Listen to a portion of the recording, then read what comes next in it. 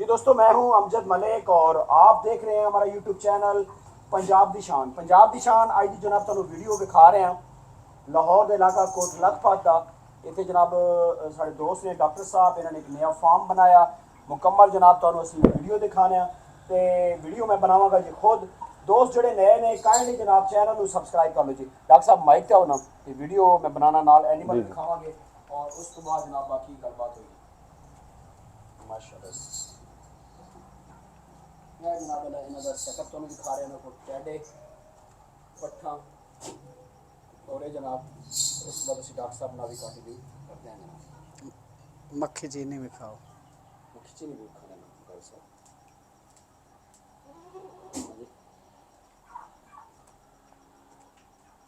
अस्सलाम वालेकुम डॉक्टर साहब, क्या हाल है? जी वालेकुम सलाम, ठीक ठाक खैरियत से हैं आप? जी, शुक्र अल्लाह का, सब ठीक डॉक्टर ठाक। साहब कितने अरसे से ये आपने सेटअप स्टार्ट किया जी, जरा बताइए। इस सेटअप को 2 मंथ्स हुए हैं अभी। इससे पहले हम जो है ना घर पे होम बेस जिसको कहते हैं छत पे, उस तरह काम कर रहे थे। अच्छा ठीक है जी। ठीक है। तो अब जो महीना हुआ है सेल परचेज को शुरू किए हुए, उससे पहले कंस्ट्रक्शन हो रही थी फार्म की। ठीक है जी।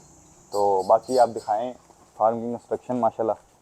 ये सेटअप जिन्होंने बनाया है और आज की वीडियो में हमारे साथ जनाब मोहतरम कारी रियाज साहब है। कारी रियाज साहब मक्खी बड़ी चीनी मोहब्बत है कारी रियाज साहब, ਤੁਹਾਡਾ ਬੜਾ ਸ਼ੁਕਰੀਆ ਜੀ। ਤੁਸੀਂ ਬੜਾ ਕੀਮਤੀ ਟਾਈਮ ਦਿੱਤਾ। ਇੱਕ ਇਤਵਾਰ ਹੁੰਦਾ ਹੈ ਤੇ ਉਹ ਤੁਸੀਂ ਸਾਡੇ ਜਨਾਬ ਇਨਾਮ ਕਰ ਦਿੱਤਾ। ਇਹ ਤੁਹਾਡੀ ਖਸੂਸੀ ਸ਼ਫਕਤ ਹੈ। मलक अमजद साहब इस शौक वास्ते, इस ब्रीड वास्ते तो फिर जी वक्त तो चाहिए है, टाइम भी चाहिए है, कुर्बानी भी चाहिए है। जनाब शौक ਤੁਹਾਨੂੰ ਵੀਡੀਓ ਦਿਖਾਣਾ ਹੈ, ਇਹਨਾਂ ਐਨੀਮਲ ਦਿਖਾਣਾ ਹੈ, ਟੌਪਿਕ ਤੇ ਡਿਸਕਸ਼ਨ ਹੋਏਗੀ। ਅੱਜ ਦਾ ਸਾਡਾ ਬੜਾ ਅਹਿਮ ਟੌਪਿਕ ਅੱਜ ਅਸੀਂ ਡਿਸਕਸ ਕਰਨਾ। ਡਾਕਟਰ ਸਾਹਿਬ ਨੇ ਇਹ ਆਪਣਾ ਪੂਰਾ प्रोटोकॉल ਦੱਸਣਗੇ ਜੀ, अपनी एजुकेशन हिसाब का। बकरियाँ उठाओ जी, सारे पुत्र अंदर आओ ना, बकरियाँ जरा एक्सेप्ट करो जी, सारी बकरियाँ उठाओ जी। अच्छा डॉक्टर साहब, हाँ जी। कितने जानवर तुसी सेल कर चुके हैं? गल मैं कितने जानवर सेल किए जाते हैं? जानवर तकरीबन 12-13 जानवर सेल हुए हैं 1 मंथ में, 1 महीने में। अच्छा ठीक है जी। तो एक अभी और आपको आगे दिखाते हैं, टेडा है वो सेल हो गया, उसकी कार्गो नहीं है। अच्छा ठीक है जी। तो ये मामला, माशाल्लाह। ये जानवर आप किधर से मंगवाते हैं जी? ये राजनपुर से आई हुई है। राजनपुरी ये ख़ास नस्ल वहीं की है, हाँ। जैसे कि जानते हैं सारे व्यूअर जानते हैं। अच्छा ये नस्ल ख़ास वहीं की है माशाल्लाह। प्योरिटी में जानवर हैं ये। इसमें एक जानवर गब्बन है, बाकी 2 जो है खाली है, एक साथ बच्चा है अभी। अच्छा। ठीक है। एग्जैक्ट लोकेशन क्या है ये लाहौर में? एग्जैक्ट लोकेशन ये कायद-ए-आज़म इंडस्ट्रियल स्टेट के साथ दहता फाटक है, रेलवे लाइन के ऊपर ही हमारा फार्म है। यहाँ के किसी से पूछेंगे पोल्ट्री पैलेस या बकरी फार्म कहाँ पे है तो वो बता दें। अच्छा डॉक्टर साहब, किसी का अगर एनिमल डिस्टर्ब हो मेडिसिन के हवाले से आपसे वो ज़रूर रब्ता कर सकते हैं, कोई मसला नहीं है। कॉन्टैक्ट नंबर लेंगे जी डॉक्टर साहब से और आप रब्ता करें डॉक्टर साहब से। किसी किस्म का लाहौर में आपके जानवर का कोई मसला है तो इंशाल्लाह ये ट्रीटमेंट कर। आप अपने एजुकेशन के बारे में थोड़ा सा बताइएगा जी। एजुकेशन रिफा इंस्टीट्यूट से है मेरी, DVM। ठीक है जी। और मैं यहाँ का लोकल लाहौर का ही। कितना टाइम हो गया आपको? मुझे अभी रिसेंटली मैं जो है ना कंप्लीट हुआ है। रिसेंटली कंप्लीट हो गया जी जी। ठीक है जी। डॉक्टर साहब मेरा एक सवाल है जी आपसे टॉपिक के हवाले से कि आजकल वैक्सीनेशन कौन सी जनाब सीज़न चल रहा है ना जी, अगस्त का एंड है और वैक्सीनेशन के हवाले से काइंडली डिस्कस करेंगे। वैक्सीनेशन आजकल जो टाइम आ रहा है अब सर्दियों का, चूँकि सर्दियों में PPR और CCPP यही 2 बीमारियां जो हैं ये मोस्ट कॉमन है। इन्हीं की वैक्सीन आपने कोशिश करनी है जुलाई और अगस्त में कर लें। ठीक है। जुलाई और अगस्त में कर लेंगे तो आपके जानवर सर्दियां पूरी 6 महीने इसकी इम्यूनिटी रहती है इस वैक्सीन की। 6 महीने बाद फिर आप अगर चाहें तो दोबारा कर सकते हैं मार्च अप्रैल में भी। लेकिन अगर आपने सिर्फ PPR के लिए बचाना है तो ज़्यादा जो PPR की डिजीज़ आती है, बीमारी आती है, वो सर्दियों में आती है। ठीक है जी। तो 6 महीने इसकी इम्यूनिटी रहती है, इसकी 1 डोज ही लगानी है आपने। ठीक है जी। तो PPR की CCPP की भी यूँ ही है। CCPP में भी जो है ना नज़ला आता है, फेफड़ों के जो झिल्ली होती है उसमें पानी भर जाता है, इस तरह की वो भी जो है ना रेस्पिरेटरी बीमारी है। PPR की इलामात? PPR की इलामात में मुंह पक जाता है, आंखों से पानी आता है। उसके अलावा जो है बकरी को पोस लग जाते हैं, पेट खराब हो जाता है, डायरिया, और जानवर जो है वो सुस्त रहेगा, डल सा रहेगा। ये PPR की कुछ। वैसे ही जब मुंह पका हुआ देखें और साथ आप देखें आंखों से पानी आ रहा है तो वो PPR ही है। अच्छा, इसकी आप वैक्सीनेशन किस कंपनी बेहतर समझते हैं, कौन सी कंपनी? वैक्सीनेशन वैसे तो जो पंजाब लाइफ स्टॉक डिपार्टमेंट है उनकी भी जो है वो फ्री ऑफ कॉस्ट आपको मिल जाएगी। लेकिन अगर आप चाहते हैं, बाज़ औक़ात ये होता है कि उसमें जो कोल्ड चेन है मेंटेन नहीं होती, तो बाज़ औक़ात वो वैक्सीन ज़ाया हो जाती हैं। लेकिन अगर आप एडिड चाहते हैं तो ये आपको जो है पाकिस्तान ट्रेडर्स जो हैं वहाँ से मिल जाएगी वैक्सीन आपको। पाकिस्तान ट्रेडर जो हाँ जी, अपना इधर शहर जिला कचहरी के ज़िला पास। कचहरी, जी जी जी, जबरदस्त, बिल्कुल। अच्छी वैक्सीन जो है ना वहाँ मिलती कारी है। साहब बकरियां दे हवाले नाल थोड़ी जी तुसी कोई दोस्तां नूं जनाब अल्लाह अपने हिसाब नाल नसीहत करो कि अजकल दे मौसम दे लिहाज नाल ਮਲਕ ਸਾਹਿਬ ਅੱਜ ਕੱਲ ਮੌਸਮ ਆਪਣਾ ਜਿਸ ਵੇਲੇ ਮੌਸਮ ਚੇਂਜ ਹੋ ਰਿਹਾ ਹੁੰਦਾ ਹੈ ਨਾ ਉਸ ਟਾਈਮ ਬਿਮਾਰੀਆਂ ਆਉਂਦੀਆਂ ਜੀ। ਹੁਣ ਜਿਸ ਤਰੀਕੇ ਗਰਮੀ ਤੋਂ ਸਰਦੀ ਵਿੱਚ ਰਾਤ ਨੂੰ ਤਰੇੜ ਪੰਦੀ ਹੈ, बिल्कुल पै रही है। ਸਵੇਰ ਸਵੇਰ ਲੋਕ ਚਾਰਾ ਕੱਟਦੇ ਨੇ, ਕੱਟ ਕੇ ਤਰੇੜ ਵਾਲਾ ਆ ਕੇ ਜਾਨਵਰਾਂ ਨੂੰ ਪਾ ਦਿੰਦੇ ਨੇ। ਇਹ ਵੀ ਬਹੁਤ ਨੁਕਸਾਨਦੇਹ ਹੈਗਾ ਹੈ। ਯਾਨੀ ਤਰੇੜ ਵਾਲਾ ਪੱਠਾ ਨਹੀਂ ਪਾਣਾ ਚਾਹੀਦਾ। ठीक है। ਪੀਪੀਆਰ ਅਟੈਕ ਕਰਦੀ ਹੈ ਜਿਸੇ ਮੌਸਮ ਚੇਂਜ ਹੁੰਦਾ, ਸਰਦੀ ਆ ਰਹੀ ਹੁੰਦੀ ਹੈ, हाँ हाँ ਚਾਰਾ ਚੇਂਜ ਹੁੰਦਾ, ਸਰਦੀ ਆ ਰਹੀ ਹੁੰਦੀ। ਦੋ ਮੌਕਿਆਂ ਤੇ ਜਾਨਵਰਾਂ ਨੂੰ ਬਿਮਾਰੀ ਆਉਂਦੀ ਹੈ ਜੀ। ਯਾਨੀ ਇੱਕ ਤਾਂ ਮੌਸਮ ਜਿਸ ਵੇਲੇ ਚੇਂਜ ਹੋ ਰਿਹਾ ਹੁੰਦਾ ਹੈ, ਸਰਦੀ ਆ ਰਹੀ ਹੈ ਤੇ ਆਏਗੀ। ਜਿਸ ਵੇਲੇ ਸਰਦੀ ਜਾਏਗੀ ਨਾ ਜੀ ਤੇ ਅੱਗੋਂ ਯਕਦਮ ਗਰਮੀ ਪੈਣੀ ਸ਼ੁਰੂ ਹੋਏਗੀ ਜੀ, ਉਸ ਟਾਈਮ ਬਿਮਾਰੀ ਅਟੈਕ ਕਰਦੀ ਹੈ। ਯਾਨੀ ਇਹ ਦੋ ਮੌਕਿਆਂ ਤੇ ਦੇਸੀ ਤਰੀਕੇ ਦੇ ਨਾਲ ਜ਼ਿਹਨ 'ਚ ਰੱਖੋ ਕਿ ਗਰਮੀ ਚੱਲ ਰਹੀ ਹੈ, ਗਰਮੀ ਦੇ ਦਰਮਿਆਨ ਚੱਲ ਰਿਹਾ, ਕੁਛ ਨਹੀਂ ਜਾਨਵਰਾਂ ਨੂੰ ਹੁੰਦਾ। ਖੁਰਾਕ ਹੀ ਇੱਕ ਚੱਲ ਰਹੀ ਹੁੰਦੀ, ਗਰਮੀ ਜਿਸਮ ਬਰਦਾਸ਼ਤ ਕਰ ਲੈਂਦਾ ਜਾਨਵਰ ਦਾ।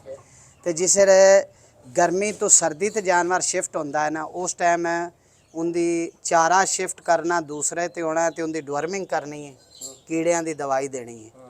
ਉਸ ਤੋਂ ਬਾਅਦ ਉਹਨੂੰ ਵੈਕਸੀਨ ਲਾਣੀ ਬਹੁਤ ਜ਼ਰੂਰੀ ਹੈ। ਪਹਿਲੇ ਸੀ ਵੈਕਸੀਨ ਨਹੀਂ ਕਰਾਉਂਦੇ ਸਾਂ, ਜਾਨਵਰਾਂ ਦਾ ਗੁਜ਼ਾਰਾ ਹੋ ਜਾਂਦਾ ਸੀ।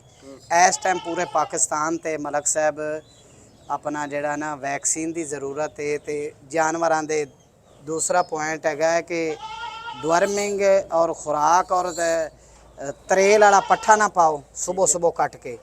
ਤੇ ਚੌਥੀ ਗੱਲ ਇਹ ਹੈਗੀ ਇਸ ਟਾਈਮ ਬਾਰਿਸ਼ਾਂ ਦੀ ਵਜ੍ਹਾ ਦੇ ਨਾਲ ਜਾਨਵਰਾਂ ਦੇ ਪੈਰ ਖਰਾਬ ਹੋ ਰਹੇ ਨੇ। हाँ जी, ਯਾਨੀ ਇਹ ਬਹੁਤ ਜ਼ਿਆਦਾ ਪੂਰੇ ਪਾਕਿਸਤਾਨ ਤੋਂ ਕਾਲਾਂ ਆਉਂਦੀਆਂ ਨੇ ਕਿ ਸਾਡੀ ਬੱਕਰੀਆਂ ਦੇ ਖੁਰ ਖਰਾਬ ਹੋ ਗਏ ਨੇ।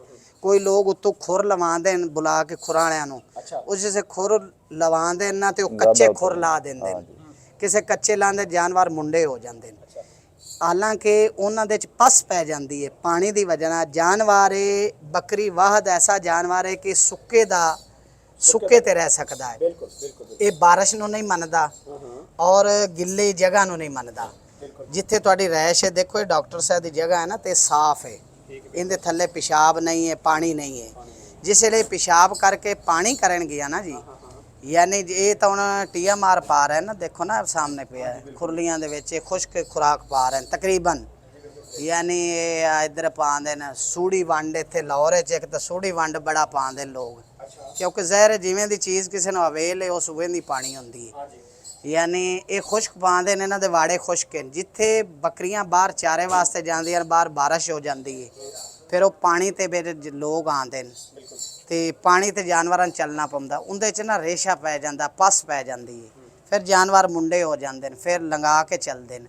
ਉਹਦੇ ਵਾਸਤੇ 5 ਗ੍ਰਾਮ ਟੀਕਾ, 5 ਗ੍ਰਾਮ ਇੱਕ ਟੀਕਾ ਹੋ ਗਿਆ ਤੇ ਨਾਲ ਤੁਸੀਂ ਏਵਲ ਲੈ ਲਓ 10 cc। अच्छा ਯਾਨੀ ਉਸ ਸੁੱਕੇ ਟੀਕੇ ਦੇ ਵਿੱਚ ਮਿਲਾ ਕੇ ਤੇ 5 cc ਸੁਬਹ ਲਾ ਦਿਓ ਤੇ 5 cc ਜਿਹੜਾ ਬਾਕੀ ਬਚੇਗਾ ਉਹ ਫਰਿੱਜ ਦੇ ਥੱਲੇ ਖਾਨੇ 'ਚ ਰੱਖੋ। ਉਹ ਸ਼ਾਮ ਨੂੰ ਲਾ ਦਿਓ 5 cc। 2 ਦਿਨ 5 ਗ੍ਰਾਮ ਲਾਓ, ਠੀਕ ਹੋ ਜਾਏਗਾ। एबल और 5 ग्राम 5 ਗ੍ਰਾਮ। ਉਸ ਤੋਂ ਇਲਾਵਾ ਨਾਲ ਹੀ ਤੁਸੀਂ ਇਹਦੇ ਹੀ ਜਿਹੜਾ ਨਾ ਜੀ, ਤੁਸੀਂ ਨਾਲ ਇਹ ਕੋਸ਼ਿਸ਼ ਕਰੋ ਕਿ ਜਿਹੜੀ ਹਲਦੀ ਹੈ, ਦੇਸੀ ਤਰੀਕਾ ਹਲਦੀ अच्छा ਔਰ ਤੇਲ ਸਰਸੋਂ ਦਾ, ਉਸ ਤੋਂ ਬਾਅਦ ਇਹ ਪੈਨਸਲੀਨ ਟੀਕਾ ਤੇ ਵੈਜ਼ਲੀਨ, ठीक है 4 ਚੀਜ਼ਾਂ ਫਿਰ ਦੁਬਾਰੇ ਰਿਪੀਟ ਕਰ ਲਓ हाँ ਕਿ ਸਰਸੋਂ ਦਾ ਤੇਲ, ਹਲਦੀ ਦਾ ਪਾਊਡਰ अच्छा ਤੇ ਪੈਨਸਲੀਨ ਟੀਕਾ ਤੇ ਨਾਲ ਵੈਜ਼ਲੀਨ, अच्छा ਇਹਨਾਂ ਦੀ ਪੇਸਟ ਬਣਾ ਕੇ ਤੇ ਉਹ ਜਿੱਥੇ ਜ਼ਖਮ ਹੈ ਨਾ, ਜਿੱਥੇ ਪਸ ਪਈ ਹੈ हाँ ਜਾਂ ਰੇਸ਼ਾ ਪਿਆ, ਉਸ ਦੇ ਉੱਤੇ ਲਾ ਦਿਓ। ਉਹ ਜਿਹੜਾ ਅਕੜਾਪਨ ਹੁੰਦਾ ਹੈ, ਜਾਨਵਰ ਅਕੜਾ ਤੇ ਵਿਸ ਹੁੰਦੀ ਹੈ, ठीक है ਉਹਦੀ ਵਜ੍ਹਾ ਨਾਲ ਦਰਦ ਨਾਲ ਜਾਨਵਰ ਨੂੰ ਬੁਖਾਰ ਹੋ ਜਾਂਦਾ ਹੈ हो जाए ਤੇ ਲਿਹਾਜ਼ਾ ਉਹ ਜਾਨਵਰ ਦੇ ਪੈਰ ਵੀ ਸਹੀ ਹੋ ਜਾਣਗੇ, ਜ਼ਖਮ ਵੀ ਸਹੀ ਹੋ ਜਾਏ। 2-3 ਦਿਨ ਲਾਓ, ਉਸ ਤੋਂ ਬਾਅਦ ਜਾਨਵਰ ਤੁਹਾਡਾ ਮੁਕੰਮਲ ਠੀਕ ਹੋ ਜਾਏ। कारी साहब एक मसला आजकल और भी सोने च आ रहा साढ़े WhatsApp ग्रुप में अगले दोस्त डिस्कस कर रहे सी कि राती जानवर बाहर ओपन होंदे ने त्रेल ते जी ਉਸ ਨਾਲ ਵੀ ਰਾਤ ਦੇ ਟਾਈਮ ਤੇ ਵੀ ਉਹ ਵੀ ਜਾਨਵਰਾਂ ਵਾਸਤੇ ਨੁਕਸਾਨਦੇਹ ਹੈ। ਜ਼ਹਿਰ ਹੈ ਜੀ। ਪਰ ਸ਼ੈਡ ਹੋਣਾ ਚਾਹੀਦਾ। ਛੱਪਰ ਸ਼ੈੱਡ ਹੋਣਾ, ਜਿਹੜੇ ਜਾਨਵਰ ਜੀ ਮਲਕ ਸਾਹਿਬ ਜਿਹੜੀ ਗ੍ਰੀਨ ਚਾਰਾ ਖਾਏਗਾ ਜਾਨਵਰ ਉਹ ਅੰਦਰ ਜਾ ਕੇ ਬੈਠੇਗਾ।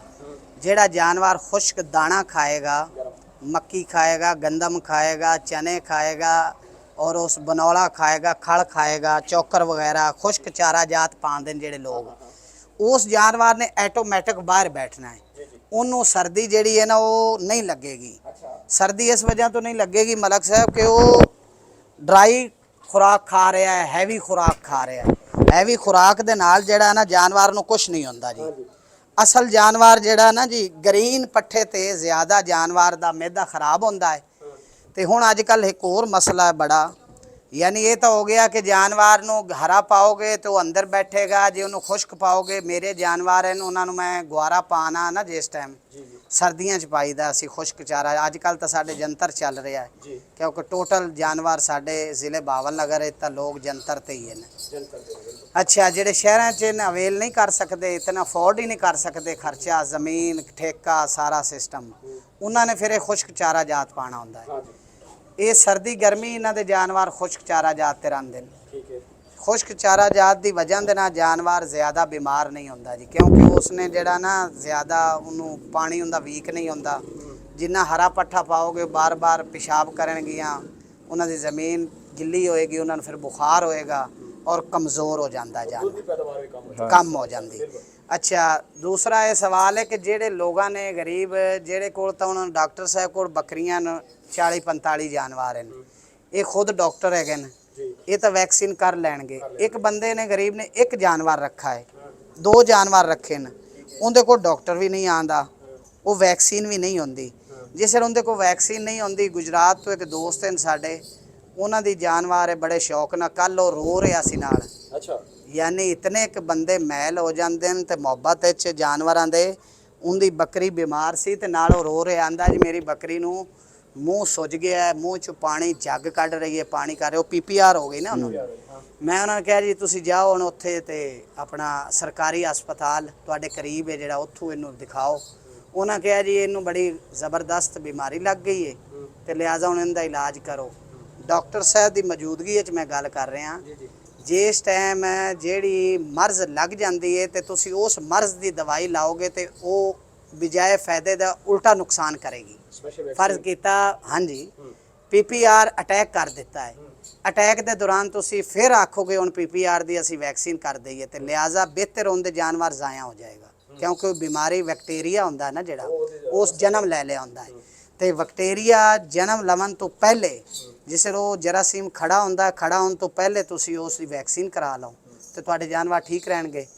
तुसी सर्दी मौसम चेंज होंदे आ वैक्सीन, मौसम जिसे जा रहा होंदा ते आ रहा होंदा है। सर्दी जा रही है, सर्दी आ रही है, 2 टाइमां ते अटैक करेगी। गर्मी आ रही है, गर्मी जा रही, 2 मौक़िਆਂ ते अटैक करेगी। लिहाजा उस दे दौरान मुख्तलिफ चैनलों ते वीडियोज़ भी लगियां, डॉक्टरों दियां भी लगियां। डॉक्टर वैद साहब की वीडियो बनाने का मकसद ये है कि साढ़े मलक साहब तुहाडे किन्ने चैनल ते सबसक्राइबर है गए या फॉलोवर हैं तुहाडे, उन्हां 4000 लोग मैसेज 4000 तक पहुँचे और वीडियो वेखन। वीडियो दे विच एक तो बड़ा मसला है, लोग वीडियो नहीं देखते। देखो शौक नाल टाइम ही ज़ाया करीदा है, ट्रैवलिंग करीदी है, खर्चा करीदा है, लोगों नाल टाइम बनाईदा है, अपनी कुर्बानी दे के उत्थे पहुँच के वीडियो बना के इस वीडियो साडा की फ़ायदा है?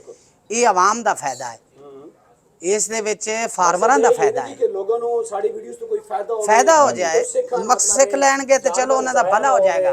सानू दुआ देणगे, सानू तां दुआ दा ही इक्का है जी, सानू इस तो इलावा ना तां असीं जानवर सेल करना है कि साडा ज़हन है कि असीं जानवर सेल वास्ते वीडियो बनाने हैं, ना सानू शोहरत की ज़रूरत है। ये इज़्ज़त ज़िल्लत मेरे मालिक को है, अल्लाह जिसे चाहे इज़्ज़त दे, जिसे चाहे ज़िल्लत दे।